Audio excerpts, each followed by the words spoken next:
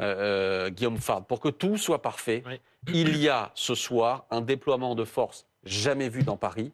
On a bouclé la scène que l'on voit là, la Seine et les quais de Seine sont littéralement bouclés ce soir. Oui. C'est une zone, je ne sais pas comment dire ça, mais qui est entièrement prise sous le contrôle des forces de Oui, l'ordre. une zone de haute sécurité, très haute sécurité, mais comme l'était le vieux port de Marseille, et nous y étions avec BFM TV, j'ai l'honneur d'y être moi-même, et effectivement, quand on voulait rentrer sur le vieux port, le dispositif de sécurité était impressionnant. Moi-même, on m'avait fouillé, inspecté mes effets personnels avec des chiens détecteurs d'explosifs. Enfin, on n'avait pas du tout plaisanté avec la sécurité. Là, c'est exactement pareil, parce que les enjeux sont considérables.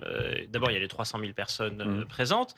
Il y a la question des délégations d'athlètes avec cette parade nautique sur la Seine. Et parmi ces délégations, il y a notamment la délégation israélienne qui est plus particulièrement visée, plus particulièrement menacée à chaque Olympiade et a fortiori dans le contexte que nous connaissons aujourd'hui dans le monde et singulièrement en France. Et après, il y a cette centaine de chefs d'État et de gouvernement qui sont à Trocadéro. Et c'est plus que pour le couronnement du roi Charles. Donc, c'est un déploiement en termes de sécurité qui est colossal. Et pour parvenir à cela, les congés et les permissions des policiers, des gendarmes ont été décalés. Ce qui fait d'ailleurs qu'il y a plus de gendarmes aujourd'hui mobilisés en France, y compris dans les territoires ruraux, y compris à proximité des lignes SNCF qu'on en a parlé, que quand il n'y a pas d'Olympiade. Parce que l'effet de décalement des congés fait qu'on On a plus de monde à disposition. 100%, à l'exception des personnes en arrêt maladie, 100%. Enfin, je veux dire, les bus, je voulais simplement préciser, d'abord, ils partent vers Charenton-le-Pont, dans le Val-de-Marne, et ensuite, on fait descendre les athlètes, on les met dans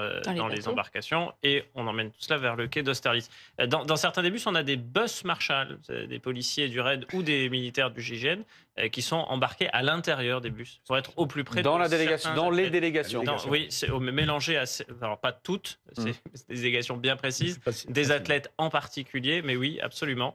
Et alors, mais ça veut dire en tenue d'athlète? Non, ça veut dire que ils ont, alors soit ils ont leur propre équipement, soit ils ont une tenue plus discrète, mais ils sont à leur côté. Ils sont à leur côté, ils ne les quittent pas. Et après, vous allez dire, mais où sont les policiers de la BRI? Puisqu'on a dit c'est BRI, GIGN, Sur les quais. sur les quais et sur les toits, puisqu'ils ont les missions de contre-sniping. Donc, ils ont leurs tireurs de haute précision qui sont au-dessus des toits de Paris. En plus des bottes Marshall, parce qu'on a parlé des bus Marshall, mais il y a aussi les bottes Marshall. Bon, bref, il y a du monde. Guillaume adore le terme. Non, mais c'est les termes Oui, c'est le consacrés. terme. D'ailleurs, on n'a même pas d'équivalent français, Oui, mais les personnels du GIGN et du RAID sont Oui. aussi sur les embarcations. Absolument. Les embarcations étant suivies d'ailleurs par le RAID qui a ses propres Zodiacs.